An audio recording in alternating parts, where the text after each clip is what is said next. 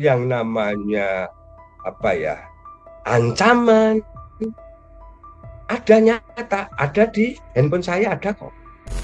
Ya saya akan mengadu tentunya kan. Hmm. Kalau perlu menghadap presiden, saya akan suarakan ini terus. Hmm. Dibunuh pun saya tidak akan takut ancaman itu.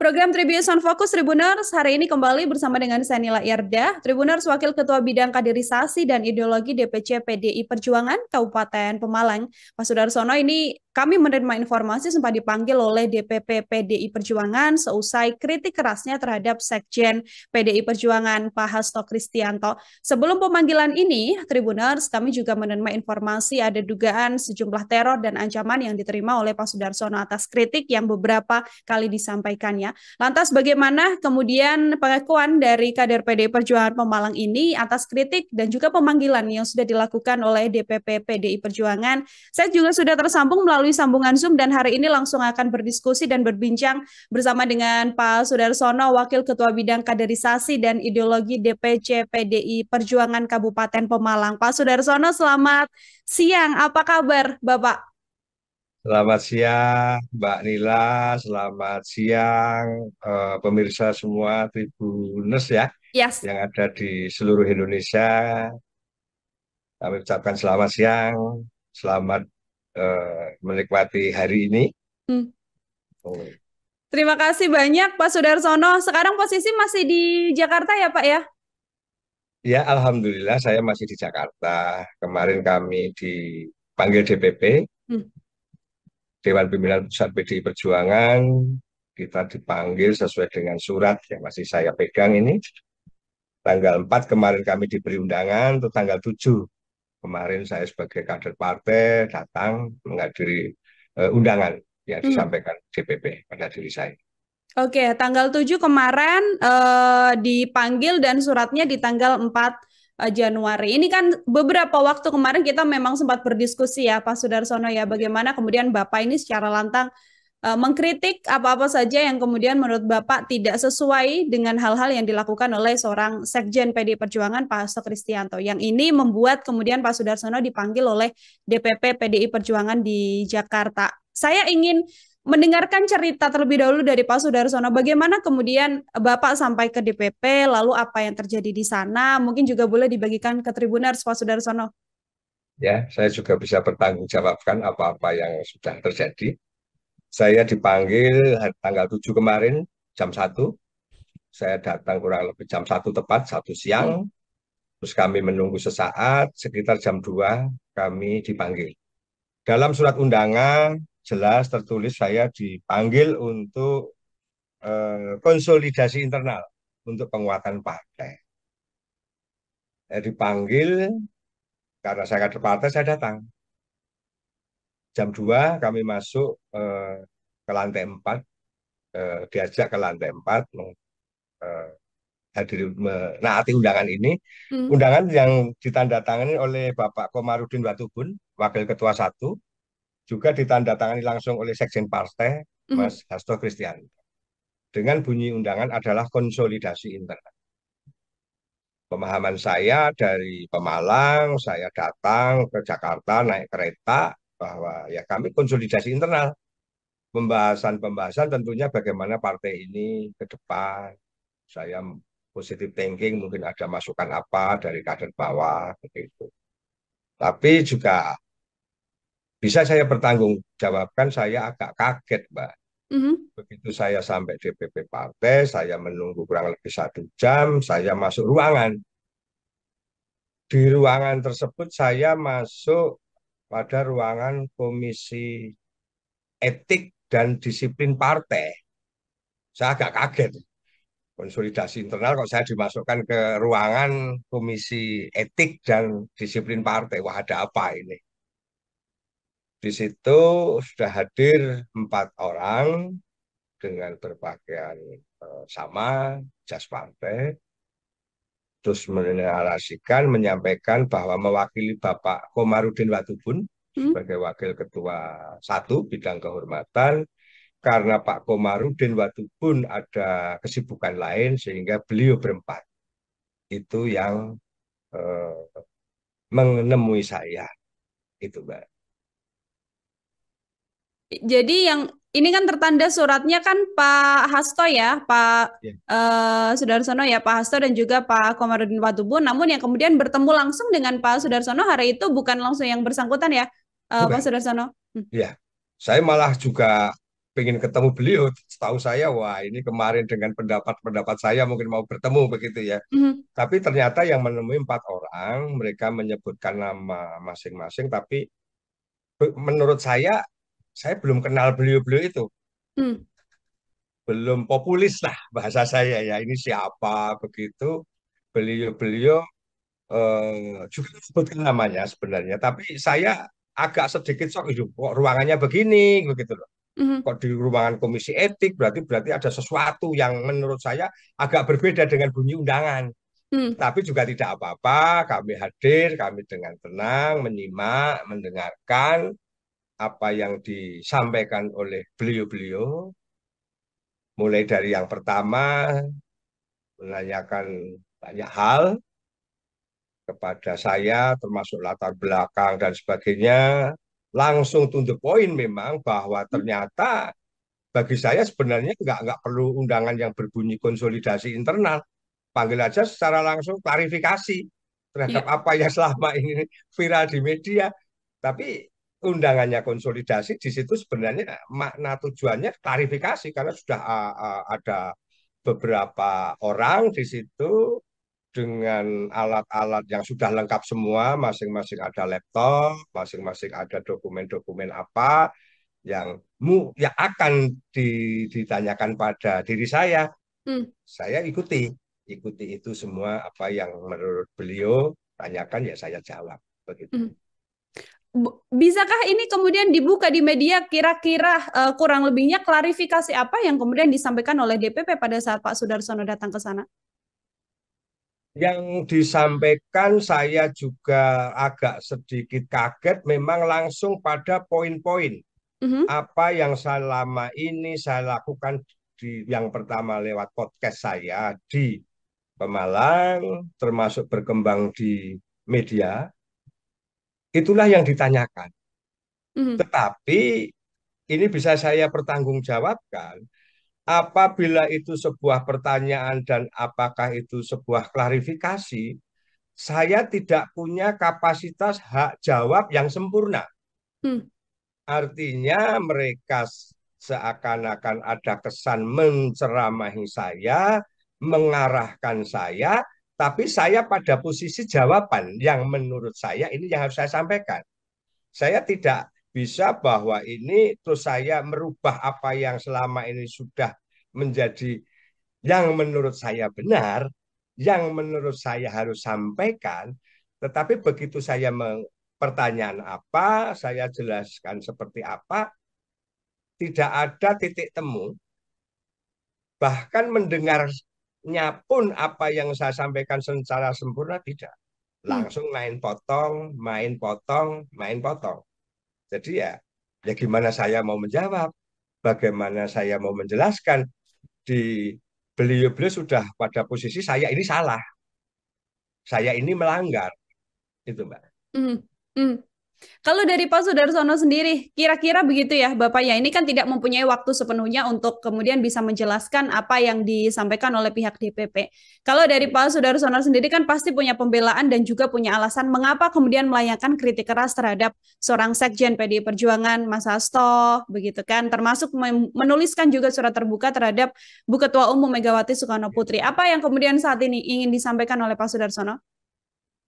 Eh, Pertanyaan karena saya satu orang harus menghadapi 4 orang dan 4 orang ini pun juga kalau orang Jawa bilang itu saur manuk apa itu ya istilah saling saling mereka saling Hmm. melengkapi untuk Hmm. bagaimana menghakimi atau katakanlah mencecar saya.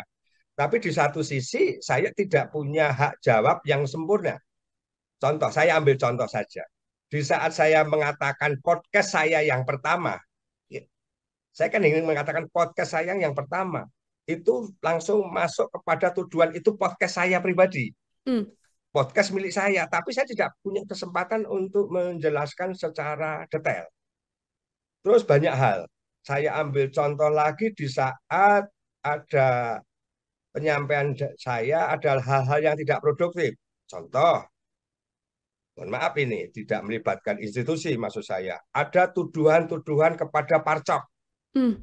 Bahasa Parcok itu apa menurut mereka, tapi mereka sudah menyebutkan itu institusi. Nah, saya mengatakan, kalaupun itu ada, itu kan oknum. Ada tahapan, ada kemana itu bisa terlaporkan. Saya tidak punya hak jawab. Langsung dia tunjukkan, ini loh, bintang satu. Ini loh, terjadi di mana. Saya katakan, kalaupun itu memang benar, itu iya, itu kan oknum. Bukan lembaga. Terus itu apalagi itu memvonis sebuah institusi. Ya menurut saya kan juga kurang tepat. Ya. Jadi katakan menurut saya, tapi mereka dengan dalih, dengan dasar ini seperti ini salah. Itu kan baru versi mereka. Kalau memang itu benar, memang bisa tersalurkan kemana, harus melaporkan itu dan sebagainya. Tapi secara utuh, secara umum, Mbak, bahwa di situ memang saya seakan-akan ini harus begini, ini diarahkan begini. Sedangkan saya kekeh pada pendapat saya tidak seperti itu. Menurut saya tidak seperti itu. Hmm. Jadi memang kontra. Saya tegaskan dan jelaskan di sini bahwa di saat kita ada pendapat yang beda, ini juga main gebrak meja. Wah, satu. Nanti yang lain lagi gebrak meja lagi. Nah, maaf, saya kan juga kader partai. Menurut saya lebih baik dari awal datang. Saya juga kader partai, sudah lama berjuang untuk partai ini. Mas, berangkat jam berapa? Datang jam berapa? Yuk ngopi. Mana? Ada basa-basi seperti itu. Tapi yang terjadi di ruangan itu adalah kita jabat tangan pun tidak. Hmm. Saya Wong Jowo seperti ini bukan ras ya, bukan ras loh ya. Tidak akan mempermasalahkan suku ras, Pak. Suku ras agama di Republik ini adalah punya kapasitas kedudukan yang sama. Mereka berpenampilan serem-serem, badannya juga dengan kakar-kakar. Ya, saya nggak akan menyebut suku lah ya, tapi bukan orang-orang yang menurut saya dengan narasi bahasa yang sedemikian. Nah ini ya menurut saya kok ya, duh, kok begini ya. Sedangkan menurut saya, berani saya pertanggungjawabkan mereka dengan saya pun perjuangan bagaimana untuk partai ini belum tentu dia melebihi saya, belum tentu lama mana antara saya sama dia. Hmm. Tapi di situ seakan-akan saya ini dianggap orang yang mungkin tidak ada apa-apanya di partai ini. Saya tangkap itu oke lah, kalian orang-orang Jakarta menurut saya atau orang-orang DPP, tapi etika norma di organisasi menurut saya juga juga tidak seperti itu seharusnya. Hmm. Karena agak panjang ini saya sampaikan, narasi mereka adalah to the point-nya apa? Pembelaan ke Hasto bahwa yang saya lakukan itu merugikan Hasto. Sedangkan menurut saya justru yang saya sampaikan ini karena akibat ulama Hasto. Saya menyampaikan bahwa yang saya sampaikan mungkin sebuah kalau obat kan rasanya pahit, Mbak. Hmm. Tapi itu menyembuhkan daripada kita ternina bobokan, wah gini, ya saya mendukung, ya ini bagus. Tapi yang memilih itu kan masyarakat. Partai itu besar, partai itu kecil kan dukungan suara rakyat. Tapi yang bagi saya untuk menyampaikan ini loh, kondisi seperti ini harus begini. Atau saya minimal menyampaikan pendapat, itu tidak ada titik temu. Hmm. Mainnya malah main keras gebrak meja. Saya pertanggungjawabkan karena saya dalam posisi itu saya nggak bisa merekam. Mereka lah yang merekam semua. Nah kalau suatu saat apa yang saya sampaikan ini menurut beliau-beliau nanti fitnahan, ya ayo. Kalau saya cuma kesaksian pribadi, tapi mereka berempat, menurut saya mereka merekam semua kejadian di ruangan itu, di Hmm. ruangan kemarin maksud saya. Hmm. Itu, Mbak. Oke, tidak ada titik temu sampai akhir pertemuan antara Pak Sudarsono dan juga DPP begitu ya. Yang ada Ya, bagaimana kemudian DPP meminta agar tidak ada sikap bisa saya katakan apakah kemudian dalam pernyataan DPP ini meminta agar Pak Sudarsono tidak lagi melayangkan kritik keras terhadap Pak Hasto di hadapan media atau seperti apa, Pak? Saya bisa simpulkan demikian. Hmm. Saya simpulkan untuk tidak lagi bersuara atau yang kemarin seorang Sudarsono katakan itu melanggar norma, melanggar etika, Hmm. melanggar garis partai. Tapi di situ saya sudah katakan bahwa hak untuk berbicara, berpendapat sebagai rakyat pun kan juga dilindungi undang-undang. Terus di partai pun, kader partai juga punya kapasitas untuk menyampaikan pendapatnya. Itu pun kalau diterima. Kalau tidak Hmm. kan juga tidak apa-apa. Tapi main gebrak itu ya menurut saya juga bukan bukan hal yang tepat. Kalau yang di level atas saja sudah seperti itu, memberi contoh seperti itu, dan yang di bawah bisa berantem sendiri-sendiri, Mbak, di saat beda pendapat. Itu. Hmm. Adakah kemudian obrolan yang mengarah pada kemungkinan bahwa apabila memang Pak Sudarsono masih terus vokal, masih terus pada pendirian untuk mengkritik hal-hal yang menurut Bapak tidak sesuai begitu ya, bagi seorang sekretaris jenderal di sebuah partai yang juga cukup besar, apakah juga ada obrolan mengenai kemungkinan akan ada langkah pemecatan yang diambil terhadap Bapak? Mereka tidak mengatakan bahwa saya akan dipecat atau apa, tapi dari kesimpulan mereka, saya juga bisa menyimpulkan Hmm? bahwa mungkin itu akan terjadi. Hmm. Karena di saat akhir mereka mengatakan, oke, kalau memang demikian, apa yang menjadi istilahnya pembicaraan kemarin akan kita laporkan kepada Dewan Pimpinan Pusat. Nah, Hmm. saya juga sudah memahami, ini Dewan Pimpinan Pusat, tapi mereka mungkin akan menyampaikan kepada struktur pengurus harian untuk ini loh hasil karya saya seperti ini. Nah, dalam konteks itu apapun, ya saya tidak membuat jiwa saya keder, takut, dan sebagainya, tidak. Kalau itu memang sudah mau menjadi keputusan, ya monggo-monggo saja. Tapi sampai sekarang saya masih punya kapasitas untuk menyampaikan ini. Ya. Dan Mbak ya, dan sekalipun saya tidak atau sekalipun saya sudah dipecat, tidak akan menghentikan langkah saya untuk bersuara. Hmm. Karena apa? Tumbuh kembangnya PDI Perjuangan dari 92 saat saya masih kuliah, saya mengagumi Partai PDI Perjuangan. Pemilu 95 saya juga sudah ikut. Terus begitu masuk di pemilu, bukan pemilu, 98 saya kembali ke daerah saya Pemalang, saya didaulat sudah menjadi ketua PAC. Saya juga bekerja bagaimana membentuk kepengurusan di masing-masing desa dan kelurahan di Kecamatan Pemalang karena saya ditunjuk untuk menjadi ketua PAC waktu itu sampai dengan 2005 ya 98 sampai 2005 berarti kurang lebih berapa itu Mbak 7 tahun ya Hmm. 7 tahun 2 kali periode saya ketua PAC berikutnya 2025 2010 2015 bahkan sampai sekarang saya pengurus partai yang tidak pernah terputus sedangkan mereka-mereka itu juga siapa sebenarnya saya juga belum tentu mereka perjuangannya di partai ini lebih dari saya tapi di saat menghakimi saya kok seakan-akan waduh sudah seorang dewa jelek-jelek begini seorang Sudarsono bisa di cross check di wilayah Kabupaten Pemalang. Saya mengadakan sunatan gratis. Sudah biasa. Orang berobat karena keluarga kami keluarga medis kita layani juga gratis. Apakah itu di saat pencalekan maupun tidak kami menghibahkan kehidupan kami untuk hal-hal sosial itu. Ini bukan berita bohong. Boleh dicek di daerah. Sudah berapa puluh orang yang kita sunatin gratis. Sudah berapa banyak orang yang sudah kita bantu secara pribadi. Secara pribadi loh, ini bukan Hmm. lembaga. Jadi kan di partai ini ya, menurut saya orang-orang itu malah siapa? Saya pun malah berani kok diadu. Dicek di wilayah. Itu, Mbak. Hmm. Dan tadi saya ulang lagi, memang yang saya sampaikan pahit. Tapi menurut saya minum obat kan pahit, Mbak.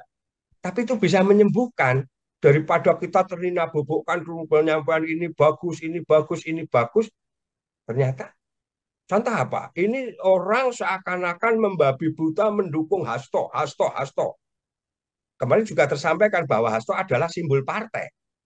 Hmm. Tapi bagi saya, sebagai seorang Sudarsono, lepas dari Sudarsono itu pengurus partai, tapi Sudarsono adalah juga warga negara Republik Indonesia. Hal yang terjadi sekarang untuk saudara Hasto Kristianto bagi saya memalukan. Dia tersangka. Dia dipanggil KPK saja juga tidak datang. Hmm. Oke, kan ada apa? Terus dia mengatakan, wah nanti setelah hari ulang tahun, mosok negara diatur oleh partai politik. Memang adanya negara juga karena partai politik. Tapi tidak bisa dong partai politik terus mengatur negara, apalagi lembaga resmi. Menurut saya ini juga overlap yang berlebihan. Hmm. Ini menurut saya. Sedangkan di luar sana yang terkondisi, orang-orang bagaimana Hasto ini adalah simbol partai, saya Sudarsono tidak. Masalah hukum Hasto harus dia pertanggungjawabkan secara pribadi. Tidak perlu berlindung dengan tameng partai PDI Perjuangan. Ini menurut saya. Tapi bagi kroninya, bagi kelompoknya, ya mungkin Darsono ini kurang ajarnya di situ. Tapi bagi saya, partai ini tidak hanya milik Hasto dan kelompoknya atau kroninya. Partai ini ya milik semua kader, termasuk saya ini merasa memiliki. Kalau pendapat kami mau diterima. Kalau Hmm. tidak ya terserah. Kenapa saya berani berpendapat dengan segala risiko tadi Mbak mengatakan ada intimidasi, tekanan, dan sebagainya? Ya, bisa saya pertanggungjawabkan.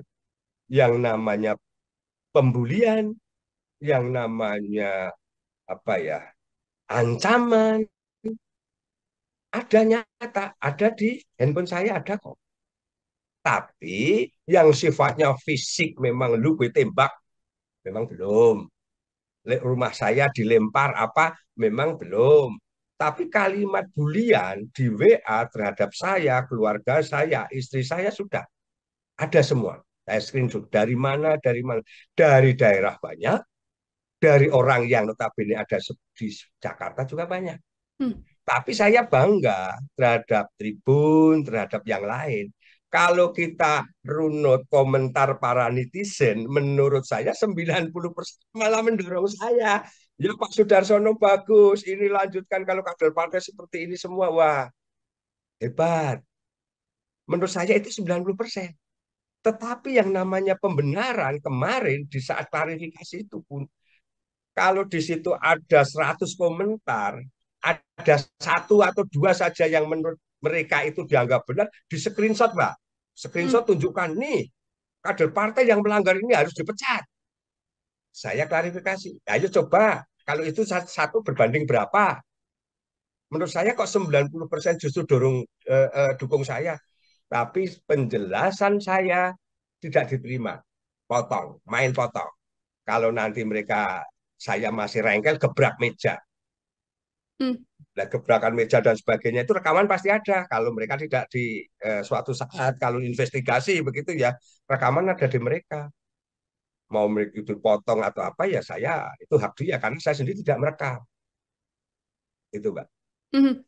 Bapak ini kan ancaman intimidasi yang diterima oleh Pak Sudarsono bahkan terhadap keluarga juga. Ini kan dialami Bapak setelah bagaimana sikap Pak Sudarsono secara vokal untuk tetap mengkritisi apa yang kemudian terjadi dalam kasus Sekjen PDI Perjuangan Hasto Kristianto begitu ya Pak Ya. Sudarsono ya.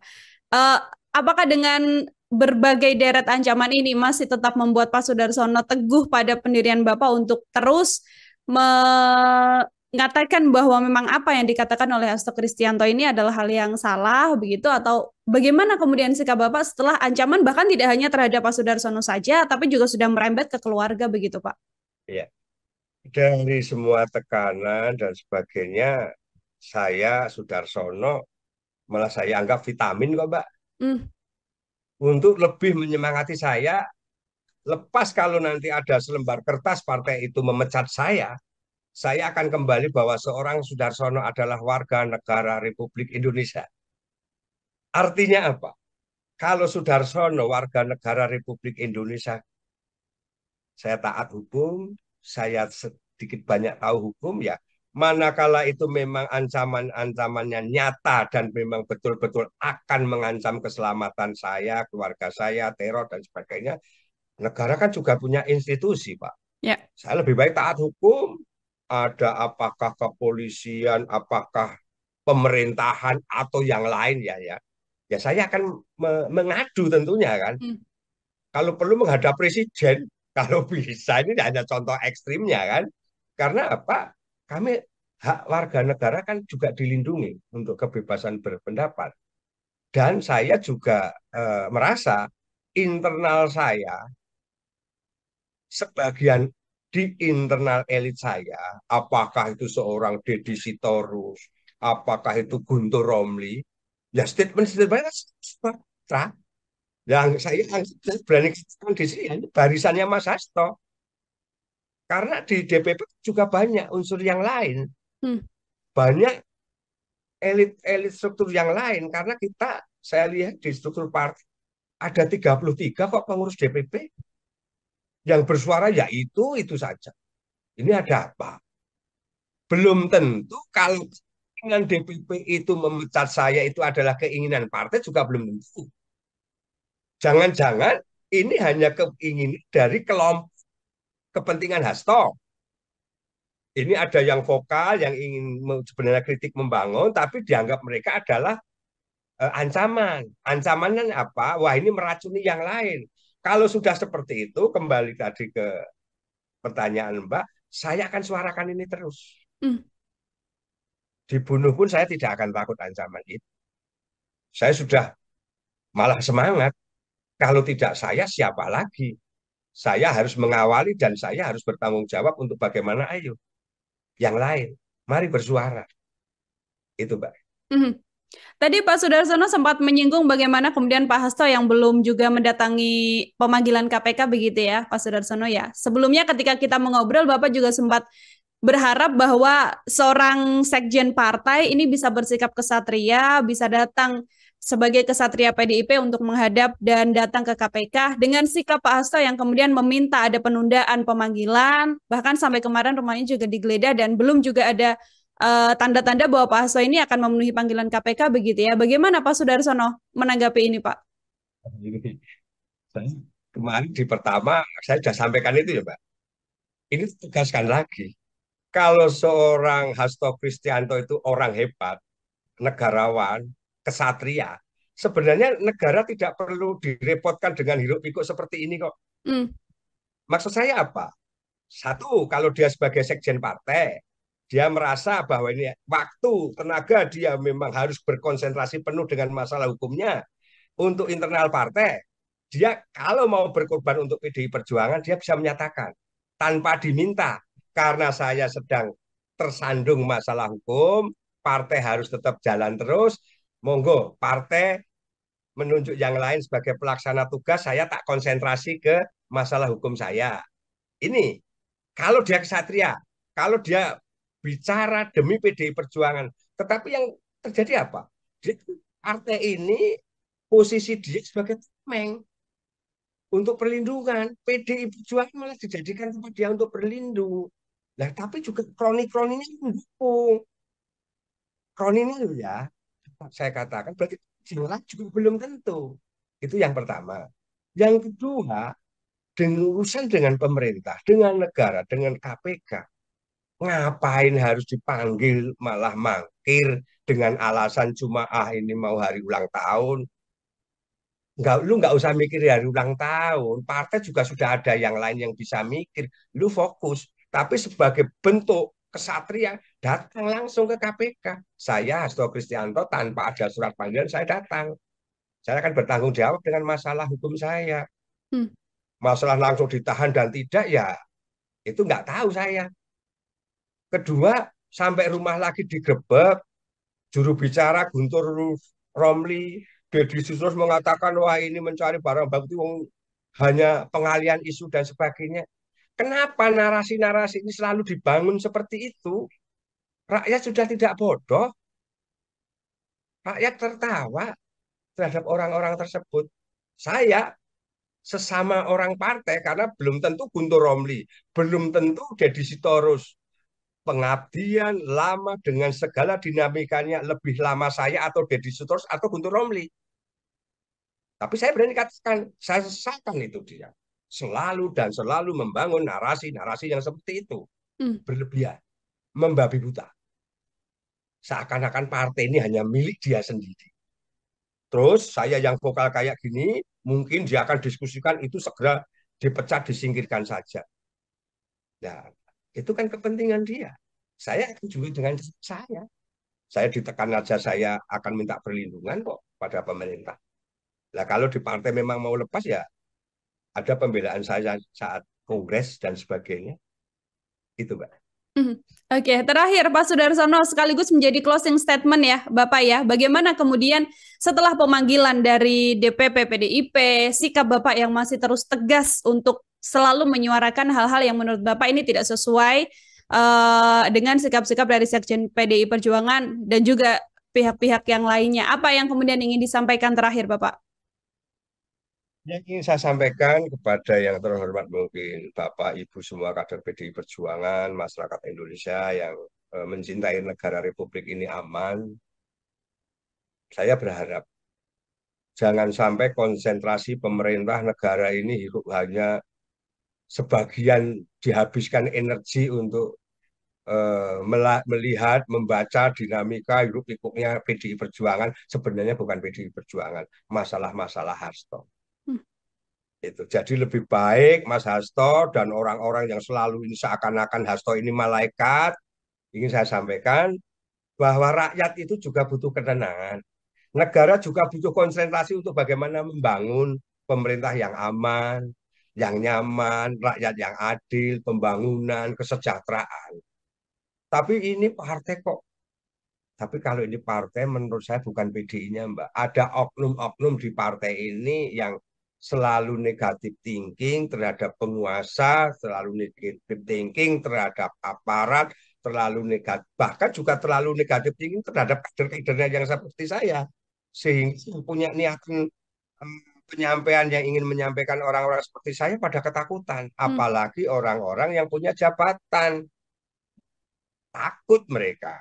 Lah kalau sudah seperti itu, ini kan juga merugikan yang lain. Yang lain itu siapa? Rakyat yang ingin tenang, negara yang ingin konsentrasi. Jadi sekarang saya merasa di closing statement saya tidak hanya boleh mewakili lokal, ya saya harus berani menyuarakan secara nasional.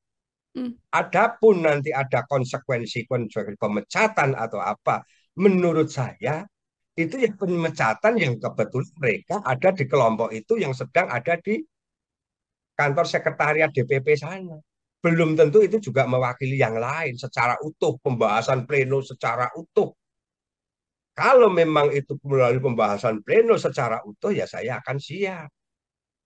Apabila itu memang secara jernih keputusan Ibu Megawati Soekarno Putri, ya saya akan tunduk. Tapi kalau itu hanya kemauan kelompok Hasto Kristianto dan kelompoknya untuk menghabisi atau katakanlah memecat orang-orang seperti saya juga akan melakukan pembelaan Hmm. dengan cara saya, dengan keterbatasan saya. Ada Mbak, kemarin ada penekanan yang selalu dihantam tajam itu seakan-akan pergerakan saya ini ada yang membackup, Hmm. ada yang menyuruh. Clear saya katakan. Lalu saya tertatih-tatih begini kok. Saya bisa kemana ya ada teman yang kasihan, ya kan? Mereka kasih tumbangan, taruh kata. Tapi tidak ada istilahnya ini pembekapan bahwa ini dengan tujuan agenda ini, tidak. Saya hanya meyakini kebenaran nanti akan eh, yang menjadi pemenang. Dan mereka ini hanya euforia-euforia sesaat. Kalau nanti Hasto secara hukum penuh oleh KPK bisa dipertanggungjawabkan pakai rompi oren, bukan kami kok itu ya. Tapi menurut saya memang dia salah. Kalau saya lihat di penyampaian narasi Ketua KPK yang begitu runut sampai HP aja dicemplungke atau ditaruh di air dan sebagainya ini, ya Allah, kan sudah kejahatan. Hmm. Dan perlu saya sampaikan, saya kan sudah lama di internal partai.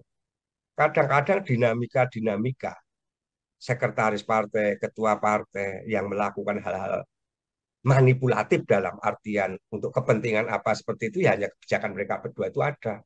Penyusunan caleg lah, penyusunan rekomendasi pilkada lah. Nah, kami kan orang dalam yang sudah sekian tahun. Jadi sebenarnya nggak perlu dimunafikan. Hmm. Saya ingin di penutup, sebenarnya saya ingin menyampaikan. Mungkin yang saya sampaikan ini pahit, ibarat jamu. Tapi sebenarnya menyembuhkan. Daripada kita ini bereforia terus, hanya di internal terus seakan-akan ini kita hebat, di luar sana masyarakat itu melihat, menilai, ya akhirnya apa?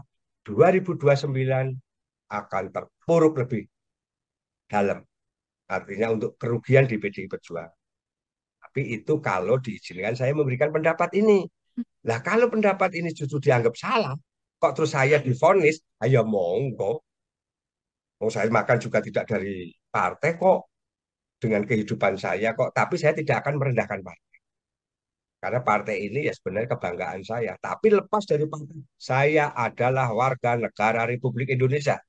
Harus menjunjung tinggi pemerintahan yang ada. Saya tidak boleh melanggar hukum dan sebagainya. Kalau ada tekanan intimidasi, saya tadi katakan, saya punya pemerintah kok. Saya warga negara Indonesia kok.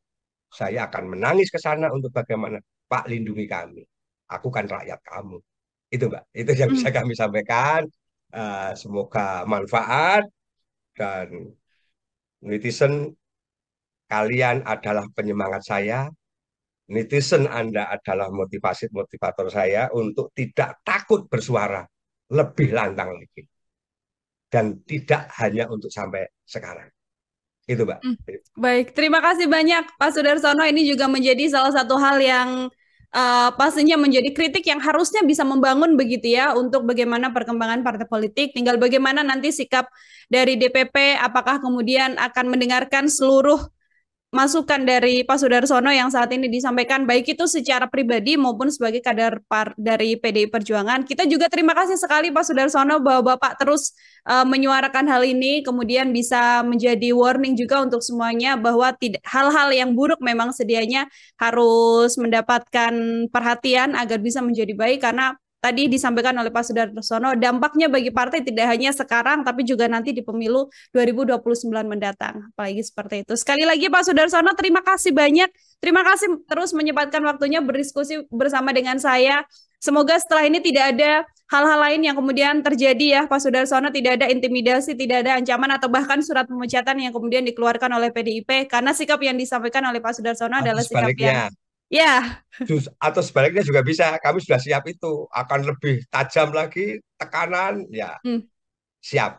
Yes. Siap dalam artian ya tidak boleh keder, tidak boleh terus Hmm. tidur itu tidak boleh. Hmm. Itu Mbak. Apapun yang kemudian terjadi akan dihadapi ya Pak Ya, Sudarsono ya konsekuensi, dengan sebuah kuat. konsekuensi perjuangan. Yes, betul Ya, sekali sebagai ya. konsekuensi dari apa yang sudah disampaikan oleh Bapak seperti itu. Terima kasih Pak Sudarsono. Semoga di lain Ya. kesempatan kita bisa berbincang atau bahkan bertemu secara langsung untuk berdiskusi di lain kesempatan. Selamat beraktivitas, selamat menjalankan hari ini Pak Sudarsono. Terima kasih banyak sudah bergabung dalam Tribun Fokus. Matur suwun Mbak Lila. Terima kasih Assalamualaikum. banyak. Tribuners, bersama dengan saya, Wakil Ketua Bidang Kaderisasi dan Ideologi DPC PDI Perjuangan Kabupaten Pemalang, Pak Sudarsono dalam Tribun Fokus. Nantikan obrolan saya dengan sejumlah narasumber lain dan tema-tema lain hanya dalam Tribun Fokus. Saya Nila Irda, pamit undur diri. Terima kasih banyak dan sampai jumpa. Download Tribun X sekarang. Menghadirkan lokal menjadi Indonesia.